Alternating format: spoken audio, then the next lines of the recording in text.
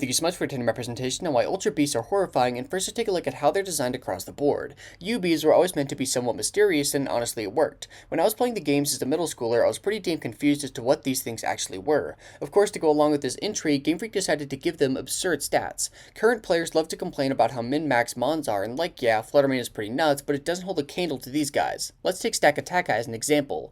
Alright, 61 HP, pretty solid. Hey, 131 attack, that looks great. And 211 defense? What? Why? It gets even crazier though. With the Beast Boost ability, they all get a +1 increase to their highest stat after taking a knockout. This lets them snowball out of control with ease and absolutely steal games. As much as I'm hyping these guys up, not all of them are insane. Purely from a game design perspective, Buzzwole is probably my favorite. At first glance, its traits look crazy. Great physical bulk, access to setup, roost, this guy's broken, but it actually has a lot of stuff dragging it down. First, it's super frail on the special side, and with its mid-defensive typing, it can really struggle to stick around. Second, it's not very fast and doesn't have a way to boost speed. Even so, it's found a ton of success. Surprisingly, it shines on stall teams as a physical wall capable of dealing some damage. It's also found a home in Gen 7 Ubers where it can once again wall out Primo fighting in ground types while throwing off powerful hammer arms. Nihilego is pretty similar, just on the special side. It can deal tons of damage to stab sludge waves or meteor beams while threatening both stealth rocks and toxic spikes. Funnily enough, it even seems to play on stall just like the buff Bug. Celestial is more defensive, rocking the fantastic steel flying typing.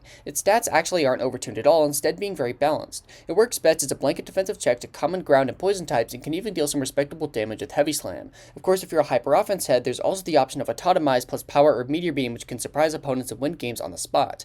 Finally, Stack Attacka. It struggles more in singles, missing out on recovery, but thrives in VGC. It can feel impossible to OHKO, making it a perfect trick room setter, and Stack Attacka can abuse it too with Life Orb boosted Gyro Ball. It saw vast success in VGC 2018 and 2019, but would unfortunately fall off a bit in Sword and Shield. Quick addendum / correction, it's an hour before I'm going to upload this video, and I realized that I forgot to talk about Guzzlord, which is very funny because it fucking sucks. It's not strong, it's not fast, and it's not bulky. It's pretty much the only low tier Ultra Beast aside from Poipole, so take that as you will. Only 2 mons reside in this next group, but they're very important to mention. These are the button clickers, the guys that really do just throw out crazy attacks and die. Circuitry's design is fucking crazy, possessing a monstrous 173 special attack stat coupled with literally nothing else. It's not fast, it's not bulky, and it doesn't even have much coverage after losing hidden power, but it sure does have a lot of numbers. In fact, you can give it even more numbers, accomplished by using Tail Glow to give it a 2.5 times boost. This isn't even that feasible to get off in a match, but is very funny. Blacephalon is similar, but is executed way better. It still hits insane damage thresholds with 151 special attack, but actually has a speed stat. Its spec set is an obscene wall breaker, and while Choice Scarf sacrifices some power, it can prep for a beast boosted clean.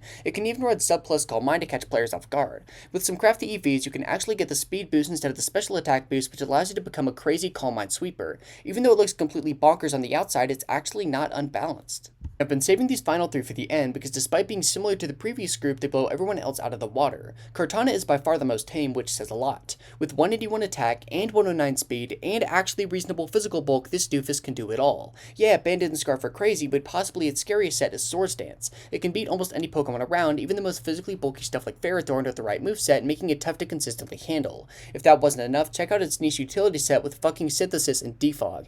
That's right, this bitch gets hazard removal. Pheromosa is a travesty. It is 137 attacking stats, yes on both sides, and 151 speed to even zip past some Scarfers. Bandit Close Combat hits like a truck on steroids, and it can also make use of a stat pivot move and U-turn.